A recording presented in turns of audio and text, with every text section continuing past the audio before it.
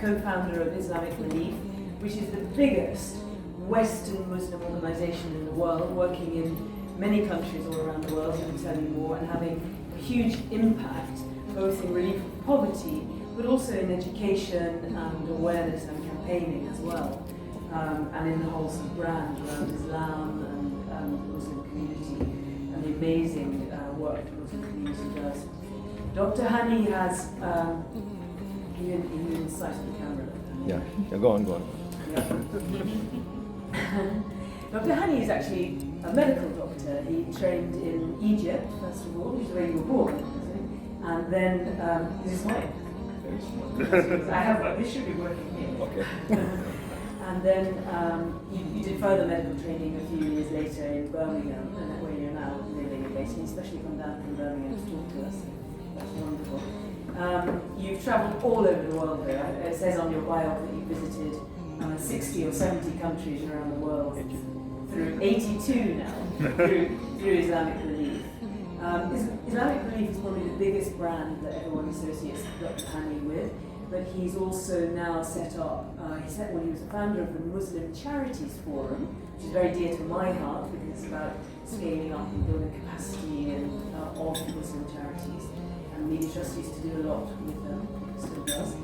And you've now more recently the founder of the Humanitarian Forum, which is having a lower mass public profile, but is doing a lot of work around policy. It will be interesting to hear more about that work as well. And he's obviously been awarded and honoured through the Order of the British Empire, OBE, which is a fantastic honour to get. But you've also won the Ibn Khaldun Award for excellence in promoting understanding between global cultures and faiths. Really, really important for us across the world, globally at the moment. And Dr. Hany is one of the UK Muslim Power 100 Lifetime Achievement Award winners. So that again is a fantastic honour. I mean, we are so lucky to have you here with us. Thank you so very much. And over to you to talk about your founder journey, brand issues, communications, and just. Thank you. I'm very happy to be with you. My name is Hany. Hany in Arabic is happiness, and in English is honey. You got it? Okay, wake. And very difficult to look after Sarah. Sarah is pioneer, adventurous, and I love the handicraft. This is my intake to try to empower the local community anywhere for job creation. The cheapest, the easiest, and the quickest to find a job for the local community in Africa or in Asia or whatever place. You can Google me. In one side, you will find that I'm a part of MI6, CIA, or Freemason. Another side, you can call me terrorist, Muslim, extremist, and whatever you call it. This is my name. I was put in jail one day in some country, stopped to many airports, okay, because of my activities, but I don't stop. So I just came from Chad and Nigeria for having a few workshops in both countries for about a journey of about 3 weeks. I just came last Friday from Qatar after delivering 6 or 7 talks to students. The average age was about maybe 20, 21. Alhamdulillah, in English and Arabic as well. I'm happy to be with you today to learn from you. I learned from Sarah and from Caroline as well. My wake-up call was 1982. After becoming a doctor here, have the license, I traveled to Egypt, where I came from, and to see my family. And on the way back, I just wanted to stop in a place where there's Muslim living. It was Yugoslavia. 1982, in July 1982. I discovered how Muslim badly tortured by the last regime at the time, and this was the first wake-up call for me before Islamic Relief. The second wake-up call is Sabra Shtila camp crisis and massacre in September 1982, where I started to respond for the Palestinians in Lebanon. My third wake-up call was the famine in Africa, or East Africa, in Eritrea and Tigray, 1983, the Bob Geldof era, with Sir Bob Geldof at that time. It was Band Aid and Live Aid. From there, I had the idea to do something with some of my colleagues. I'm not a pioneer, I'm not a writer, I'm not an author, I'm not a thinker, I'm not educated like Sarah or any one of you. I'm just a working class street worker. This is my definition. No matter what Caroline said about my doctorate of medicine or whatever it is, this is just for the show. I take the doctorate because my mother wanted me to become a doctor, and my mother wanted me to become a PhD. I got both of them. I tell him, Mommy, enough is enough, enough is enough. 1994-95, I gave up medicine and I become full-time with Islamic relief. So my employer in UK was National Health Service. The second employer is Islamic relief. Now I'm a pensioner, I live on my pension with my family, and I'm very happy traveling to different countries. This is how my first wake-up call. Beginning with young people, no vision, no resources, no money, no office, no address. 1984, January, we want to do something because the famine in Africa was very bad and we wanted to do something. Most of the people that they started with was secondary school students or university students. And the beautiful era from 84 to 89 is legging UK, going up and down the country to connect with the grassroots. You are a farmer. If you cannot plow your land, sow the seed, you'll never be able to have a fertile piece of land, fruitful, to sell it to other countries or to other customers and business-wise, it is your base. So 84 to 89 was UK. From Southampton to Aberdeen and from the east to the west as well. In Ramadan, we used to go for the whole month, leaving our families, because we want to distribute. I was a leaflet distributor. From door to door, mosque to mosque, shop to shop, city to city, town to town, market to market. This was my hobby. I'm very proud to be the first Muslim to hold a donation box in the middle of the road and raise funds. My children are very upset for me saying that, but I said, no, it's part of the history. And after that, most of the Muslims now standing in front of the mosques to raise funds. This is how we started. Our logo was designed by somebody that we have not met, a Turkish designer. Our name was given to us by Cat Stephen, which is a Yusuf Islam, you know him. So I wouldn't claim that I designed the logo or I put the name of Islamic League at that time. So this is the first 5 years of legging UK as a whole. From 89 to 94, 95, we started to respond to major disasters. 89 was the flood in Sudan, 90 was the earthquake in Iran, 91 was the big flood in Bangladesh, 92 was Bosnia.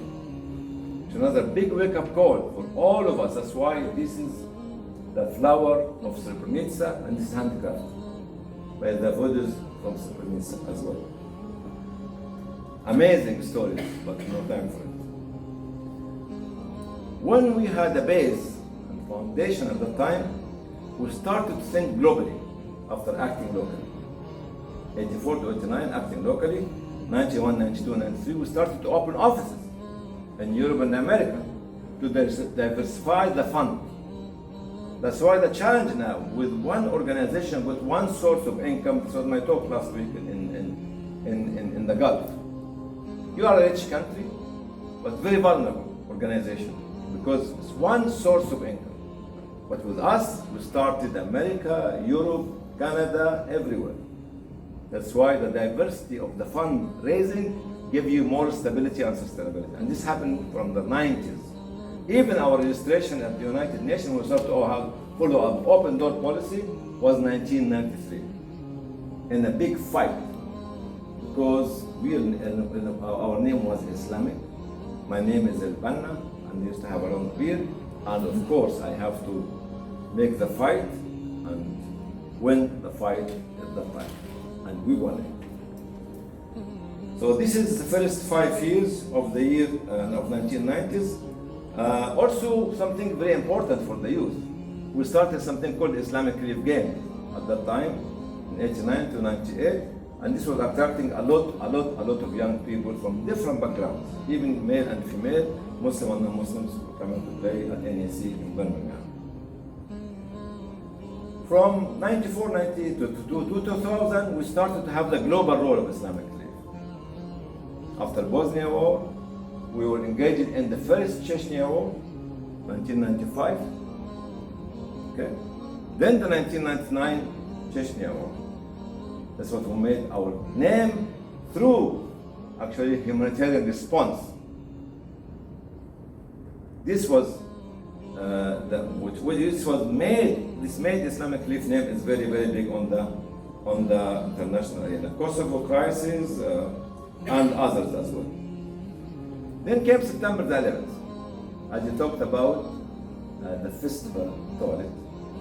3 of us were coming from the cubicles.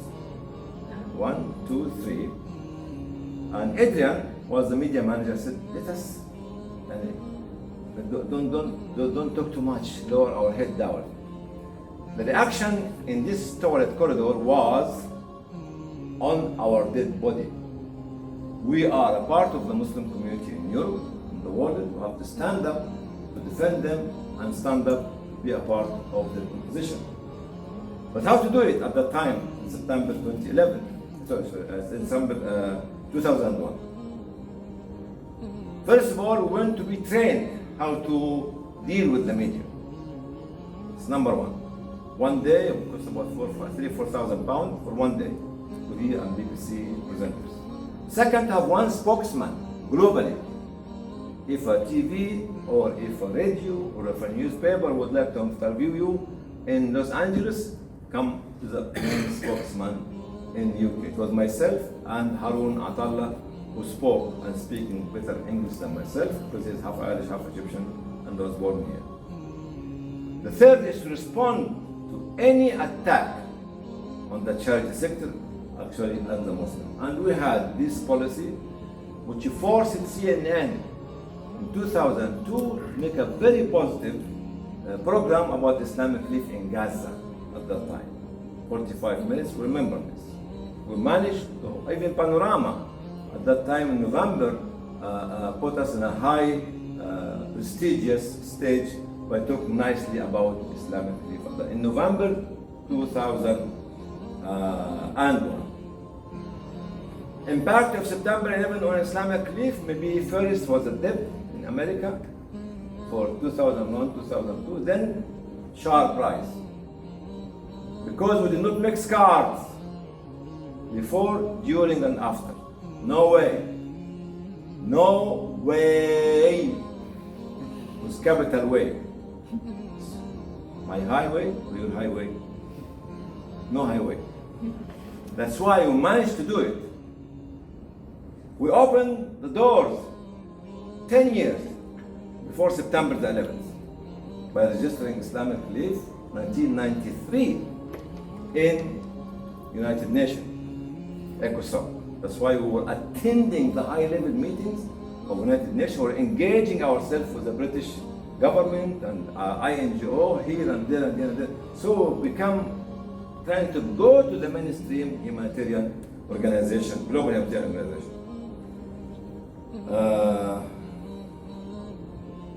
We believe in building partnership. That's why Christian Aid, Oxfam, Save the Children, CAFOD and others. My first meeting with Julian, used to be the CEO of CAFOD, I think in 1998-99 in Gateshead. And he was talking about, he was the first one in the room to visit Albania. I said, sir, I was there before you in Albania. So from that point, he came and said a very nice word. I would like to be seen that we are working together. So all the credit is for him, not for me.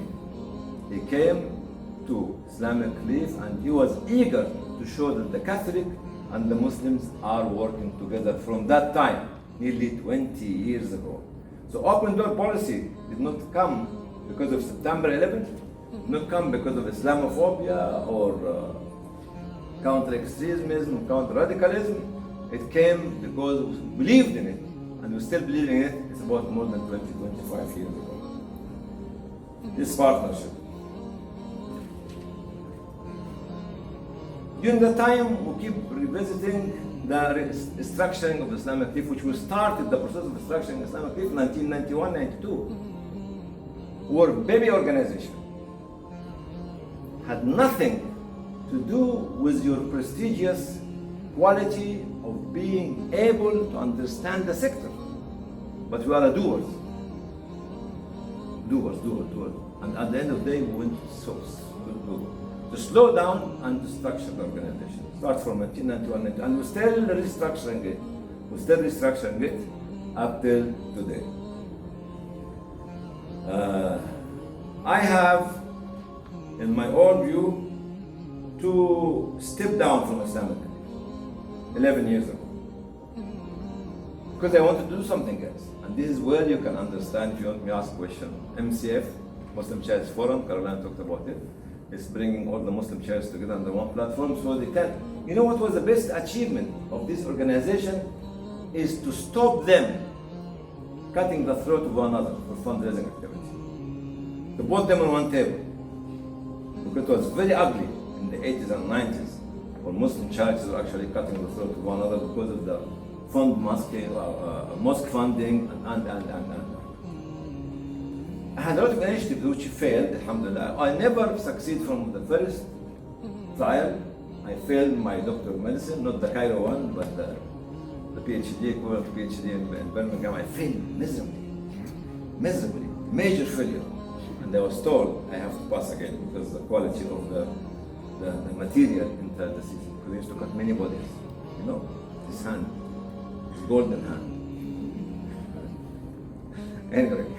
Let's not talk about medicine anyway. So I don't take a no for an answer. I don't take a failure for the end of the story. I failed in my marriage, well, not in actually proposing. I was refused quite a few times, but I have the best wife.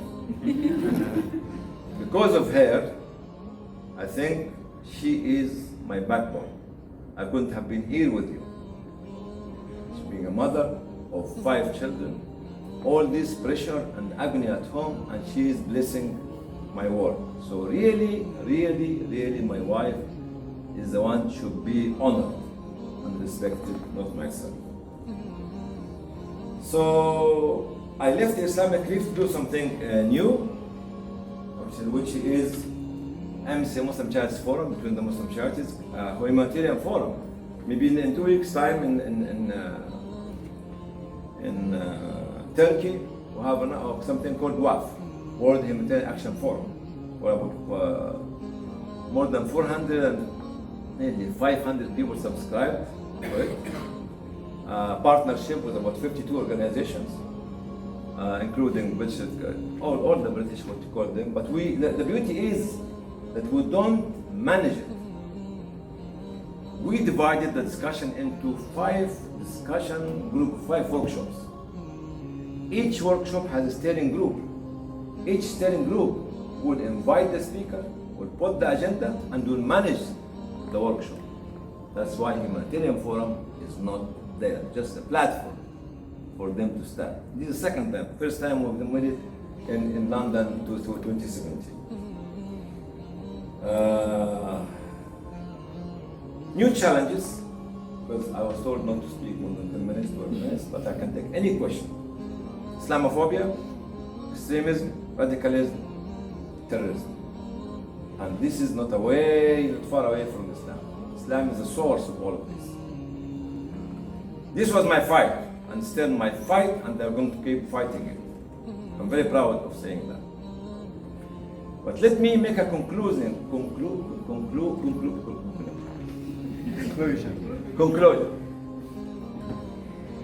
In the 70s last year, we used to have Western and Eastern blocks. There's a war in Afghanistan. There was an appetite for governments to defeat the Soviet Union and to dismantle the Soviet Union. So whether the government from the West or from the East, from the Middle East or others, they led some of the Muslim charities to make scarves. But you know what? Because you are all younger than myself, in this city, in Paris, in Rome, in Stockholm, in New York, in New Jersey, in Los Angeles, they used to give visa to mujahideen. And in these conferences, the Muslim naive used to raise funds for weapons. Seriously, because the governments want to bring the Soviet Union down. Soon the war was over. All those activists were put in jail. Unfortunately. Not anymore. But if somebody stabbed me at the back, I was not going to be stabbed anymore. If we want to talk about the history, okay, let us put the governments on the same table and let us discuss it. Who gave the visa to those people to come here, to the middle of the West? It's not them jumping from a parachute, but it's actually your willingness, political eager to defeat the Soviet Union, which actually tarnished the Muslim charity sector from the mid-80s up till now. Between the 80s, it was called East and West. Now it's called North and South. North, we know who's in the North. And South, we know who's in the South. The majority, Muslims. So for somebody like us, with your own more experience than myself, we're not going to be fooled anymore.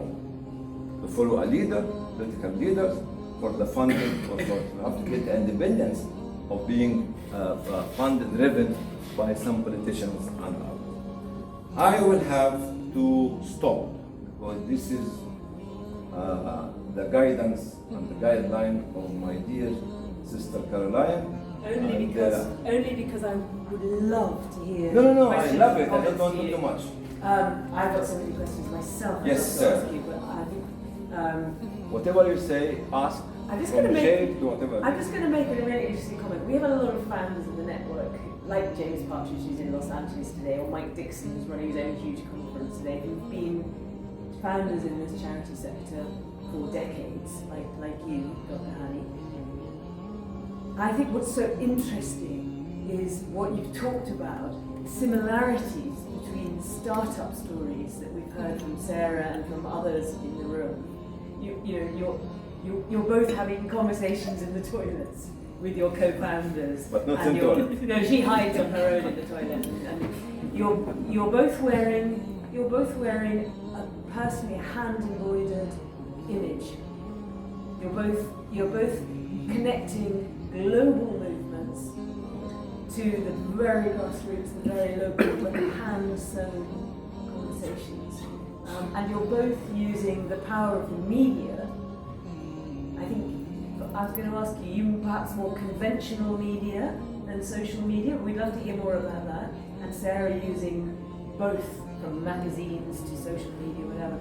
There are so many, your organizations couldn't be further apart. Islamic Relief, enormous, global, incredible reach in both donations. How much do you raise? Have you raised over the years? I left maybe over $1 billion. Billions over the years. I mean, it's the most For 35 years. incredible. Yeah. 20 pence. Yeah. 20 pence, a donated logo, a name from by Cat Stevens. You all know Cat Stevens, or you're too young to know Cat Stevens? Not too young. Too young. You're still young. And you are the driving, founding brand behind that growth from the tiny little 20 pence and the donated logo through to this multi-billion organisation that is so powerful, yeah, and does so much in poverty relief. So, tell us a bit more about your media story. I mean, I know you, you're very high profile, you've been very high, you still are. Tell us a little bit more about that. And then if we can have questions and comments around this whole thing of the founder brand. You are Mr. Islamic Relief. Kind of. I don't know. I try to be not. And you're now trying not to be so much, but you know, could Islamic Relief have got there without the brand of you when you were like chief executive? You called your name was president, was the role, chief executive, but you were the chief executive, founder. Could it have got there without that, without you being the driving force? That's a difficult question, which And you can't say you're not going to. I would love to say yes, it could have been without me. Yeah. Because now, since I left 12 years ago, it's still going on. It was actually the good old days, was the spiritual good old days. But after being spiritual, driven by moral values, you have to put the structure, you have to put the policies, you have to put the procedures to become more like bureaucratic. Because you cannot, with multi-million organization, you cannot just build it on emotion or emotional reaction. Sarah? So I am, I'm writing this down. and this is how actually, but the credit goes back to the community, actually, who built this institution, not to one individual. Be very honest. Talk about media. Okay, the media, I say something I love, but something I have to control. That's why when I am recording this, because I don't have resources, I'm just leaving a library for generations to come. Why I'm traveling in Chad to deliver about 4 or 5 workshops for people who actually the knowledge of the people there is sub-zero. Okay. With the young people in one of the Gulf countries, they are very frustrated, and you have to cool them down and you have to give them the motivation. So you're still doing the very grassroots work. That's right. The kind of grassroots work that you did when you started Islamic Relief Yes. all those decades ago. The kind of grassroots work that Sarah's doing and some of you are doing in this room. Yes. Are you doing major, high-profile media work? Are you, or is that now gone? Are you talking like, doing documentaries? Because the issues around, Islam, but also wider issues around poverty, faith, communities, global versus local. Are you doing more? We are wider- doing this, but I'm doing it for myself with a very limited resources, in a very amateur way, amateurish way. And because I believe in it, that's why you see, I believe in technology, but I don't want technology to use me. Okay, this is something. What in my capacity trying to do is to leave this library for the young people to learn from it, if there's some knowledge in it. You know why? Because it is not how many likes or how many followers, it's how many amongst them to be a change maker.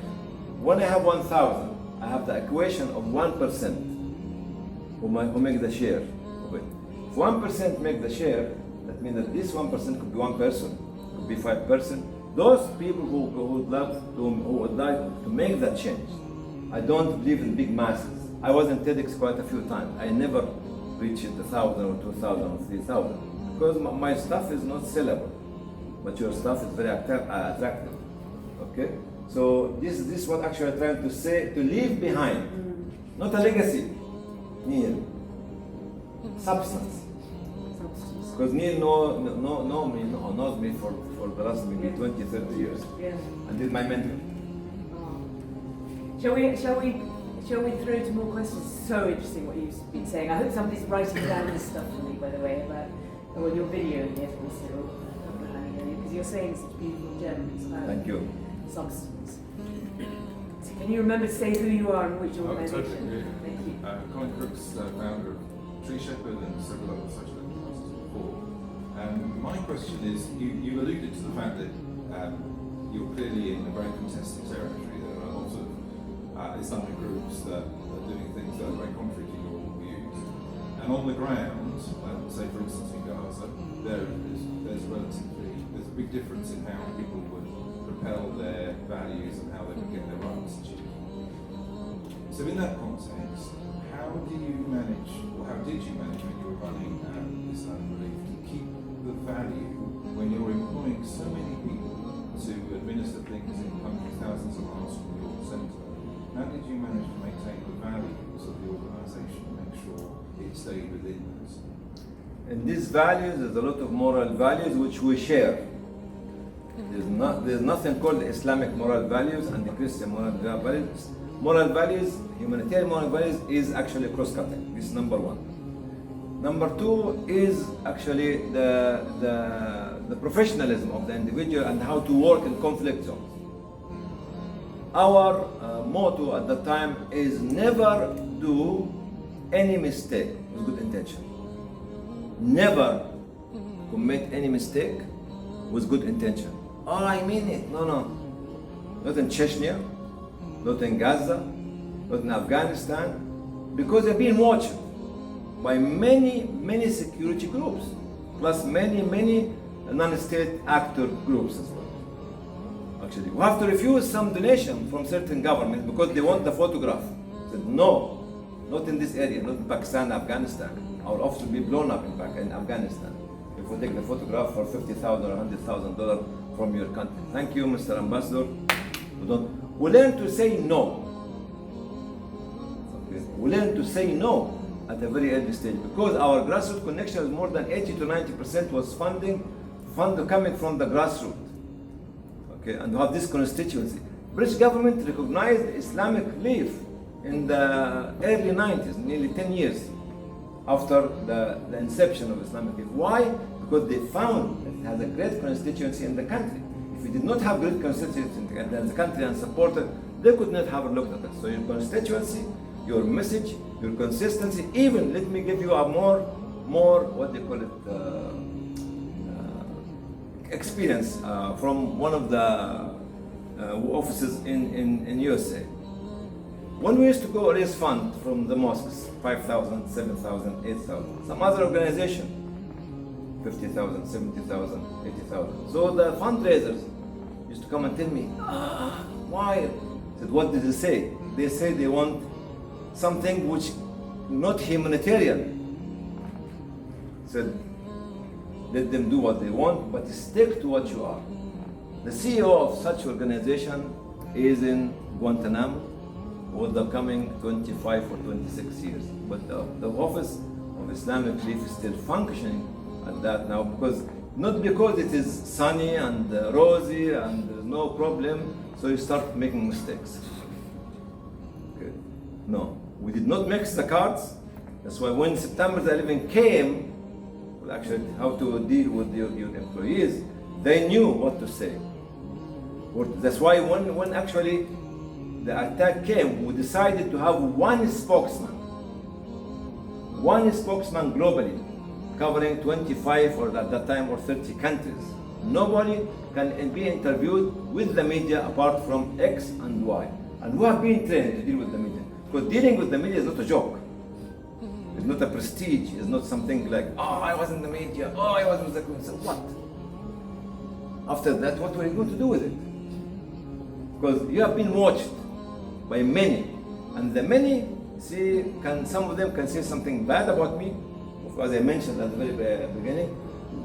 You know what? One of the reports about myself, that's why I put in jail in one country, that I was in certain country on such a day, training groups, which is radical groups, just from a top security or secret service agent. Another country, the same week, I was in another country. And when the High Commissioner, the British High Commissioner, met with me, and I was extremely upset because I was put in jail. You know what he said? If you want to make a complaint, I'll get you the file. He got me the file. You know, on such a date, in the report, where I was in the embassy of such government, of such country, which was writing the report about myself. You see, an officer in an office wanted to fill my name, fill a report. But because it comes from this country, it must be true. And I was in jail. Even my name in this country is not very good, because whenever any security officer check what's your passport there, oh my God, 5 years ago, go to the side room or whatever it is. This is how we suffer, but this does not stop us from carrying on. Okay, so we have lots of other people wanting to either say things or ask questions. Neil over there, and Debbie over there. So what I think we'll do is we'll take 2 or 3 different. Yeah. I know Neil can take the stage. Neil, it's very important in this debate. My voice. I think I met you in about 1989. Citizens UK, so the founder of Citizens UK, started in 1988, and you gave us the first Islamic money in 1992, £3,000. So thank you very much for that. We have gone parallel since that time. Yeah. It's a fact for us all, really, because you left Islamic Relief in a good state, but basically they didn't want you to go. There's a book by Charles Handy, which I commend, called The Second Curve. And he argues as a management guru that when you're doing really well, that's the time to leave. And I just congratulate you for doing that. I stayed on a bit longer, probably too long, but I have left now. So that's a actual point for those of us who are founders and so on, think about when you leave, because that's very important. If you're doing really well, that's probably the time. Charles Handy says now is the reason you're so loved by the community, and most communities that know you, is because you're so positive, so gentle, but with a strong backbone, I know. And that's been remarkable given that the state of place as far as Islam is concerned in this country. Is it better to be a Muslim now in Britain than it was when you studied as a doctor in Birmingham and the young man that you got ahead of you? Conscious of the Islamophobic fringe meeting that took place in the Conservative Party meeting, I think yesterday, which turned out people are bragging about Islamophobia and how much they believe in it. It's farcical the way we have become more disrespectful of people and their different traditions. So how do you remain positive when the world is lessons? And can I say, can you answer that question? It's almost like, how do you remain positive as a Muslim leader and founder, particularly, rather than just anybody? That I think Sure. Because quite a lot of our network who aren't necessarily here today are from the Muslim community, so they'd be very interested in that. I mean, this is such a key question. Do you want to answer that, and then we'll come back to Debbie's question? Or Debbie, is yours question similar? No. Okay. See, to be very honest, Neil, I focus now. Even when I see news in certain countries and my wife is getting excited and I am not excited, she said, what's wrong with you? Why are you not excited like me? I said, you can't change the world by just demonstration. You have to build a community. That's why my message now to the youth, whether the time is bad or good for the Muslims or others, is to build the youth, is to invest in the capacity building and empowerment of the youth, is actually to look over the coming 20 years. See, like you are now a team from Africa is playing against Barcelona. Definitely, they're going to be beaten, maybe 100-0 or whatever they call it. That this team have to realize that they're going to lose the 3 points. But instead of 100-0, to get the goal of honor. Maybe the second match, maybe have a draw match. Maybe in 2-3 years' time, they'll be able to win against Barcelona. But without having this vision, Neil, you'll be frustrated. I'll be frustrated. That's why I came back to the grassroots, which I love. I love very much. I love being with the people. Next month, not next month, this month, I'm going to, inshallah, Cameroon and Tanzania, possibly Rwanda, to talk to the grassroots. Grassroots should not be only in UK. One of the most impressive remarks I got when I was in Chad, in a no man's area, somebody came and told me, Dr. Hany, I said, what? I'm following you. This put a huge responsibility on me. Somebody in no man's land following me, who I am. This is the one who could make the change, not the millions or the hundreds of thousands who are actually clapping for a nice speech. Okay? This is where I am now. I'm not going to give up my optimism, my motivation, self-motivation. Okay? Otherwise, I will not be able to talk to the youth. In Qatar, when I was there last week, maybe 200 young male and female and others. And in one of the sessions was nearly 2 hours discussing a very heated discussion about the name of Islamic and why not Islamic. Why is Islamic? And the young girls and boys were, and you have to take them. Okay. This is where I get my strength. Was learning from the young people and focusing on the young people and being with the young people to stop or to decrease the frustration. Yes, my lady. Oh, so interesting. I just wish we had more time. Debbie, your question and comment. Thank you very much for a very very educative, presentation. There was something that you said that really resonated with me. Debbie, can you say where you're from? Oh, I'm sorry. I run a charity called Afroca, which I started in 2001. You said substance and not legacy.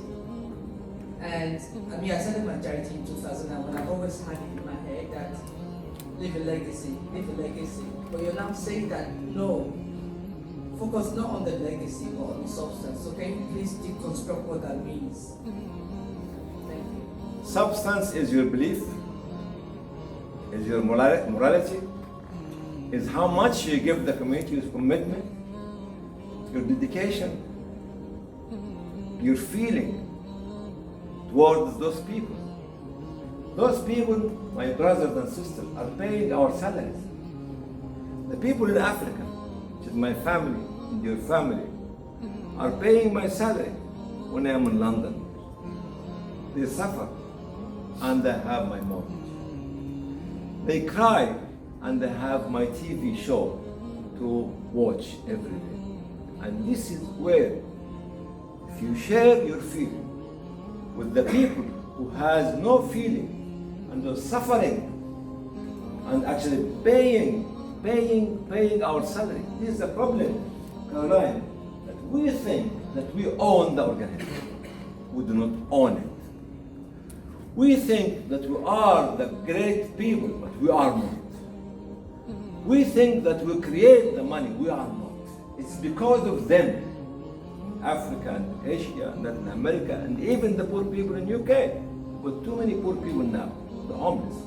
It broke my heart to find young men and women in the middle of the road in Birmingham and in London and in Manchester, because they are human beings. They want to live like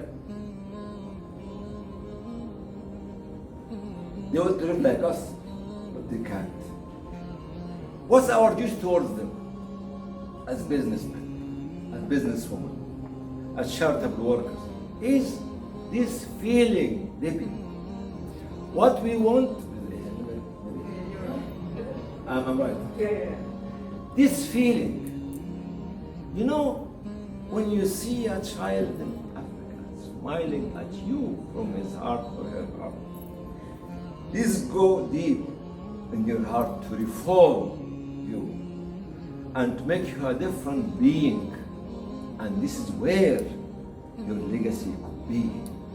Your legacy will never be in an OBE or in CBE or a lordhood or whatever you call it. This is nothing.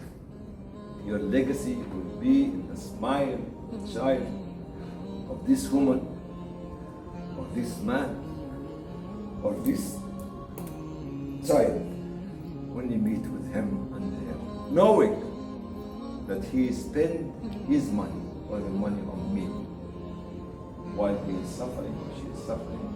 I am enjoying my life in London, Paris, or Rome, or whatever. This is where we need to bring morality back to humanitarian work.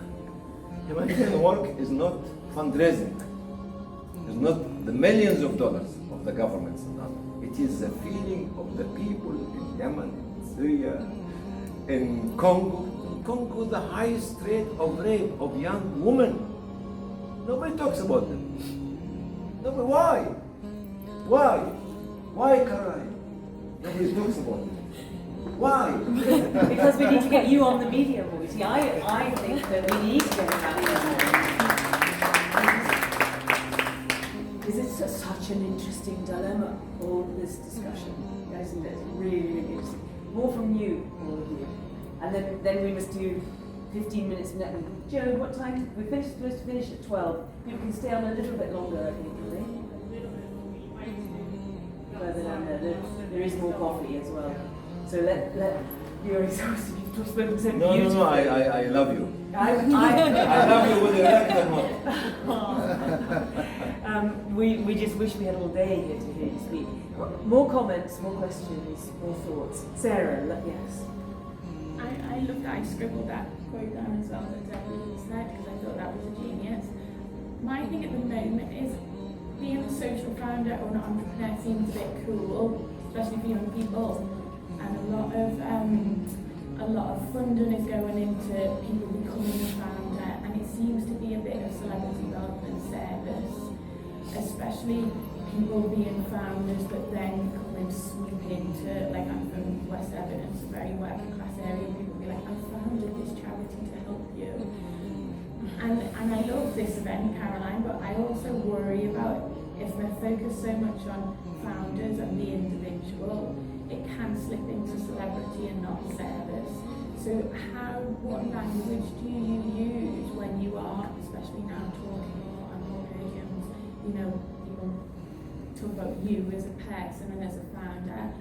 I worry that sometimes people go, well, now I've found something, so that I'm a founder too, and it can be ego-driven rather than service-driven. So how do you tackle that when you do your talks and media and other language things you use, tangible things you can learn? I surround or enshrine myself with 3 clothes or 3 shrines. My wife keeps reminding me of bringing my head down. It is very good. Whenever I say I, he said don't say I, he said we. It's number 1. Number 2, my religion, which is my book, which is Quran. This is something that's very dear to my heart. If people know, understand what is there. I don't want everybody to become Muslim. I love them to become Muslims. I don't want to convert them. It's entirely up to them. It's number 2. Number 3, the community that you serve. So these 3 layers keep you up and running. Not only up and running, driving and directing. Not only driving and leading as well. The community is your source of leadership quality. The more we bow down to our community, the more that our community will elevate us to a standard and level that nobody else can reach. It is them, their love, their care, their trust in you and to you, which make Allah Almighty, the Lord, to put you in the audience could be put there. It's the love of the community, the love of your local your family, and the love of your Lord yourself. These 3 layers is keeping your protection. Let me conclude this question. I am resigning MCF. Oh no. No. I have to put it. That's Why? not Because somebody else has to come. I was there for 12 years. So what? If the second generation does not have the ability to carry out, خلاص, make it a dead meat. What's the problem? But you should. Once you become there forever, you will love the ego of the logo, or the logo of the ego, or the ego of the logo. Both of them are the same. And this is where you leave your organization. Don't keep saying that you're a founder. You are a worker. You see? Because we are workers. We are not just founders. We are not different. With 2 heads or 4 legs or 80 hands, whatever it is. That is a very apposite way to end Dr. Hany's question and answer session. Much Kick him as I out. would love to come.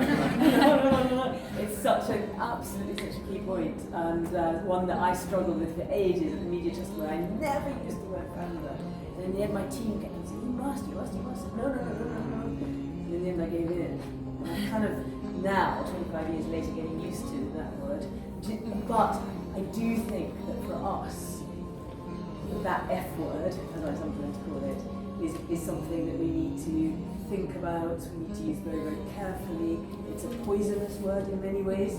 It's a word that the media hate in many ways, that people are scared of, but it's also a word that is incredibly important. And I personally, just to say this, I have this theory that it's based on instinct, not proof, that there's something in everybody's DNA that they want to make a difference, they want to become change makers, they want to do something that is about doing good as well as making money, or instead of making money, or both. And there's something very interesting in all of you in this room who have been so determined to make a difference in little things, in big things, in local communities, globally, that you've taken that pain and that you've been able to set up an organisation and go through all the toughness and the difficulties to do that. How did you find resilience? Is it what you just told us, your wife, the Quran and your community? That's right. That keeps you going. And I think on that note... And my mother. And your mother. No, this is the last point that I have to honor her. Yeah. When I was a young kid, she used to tell me, don't mix with the rich. You will feel angry when you don't have what they want. Mix with the poor. Be happy with what God has. God bless her soul and follow her teaching. Thank you very much, Dr. Hany, and we will look with great interest to see what you do next with the Humanitarian Forum and with everything that you're doing. You have many decades ahead to continue changing the world, and thank you very, very much.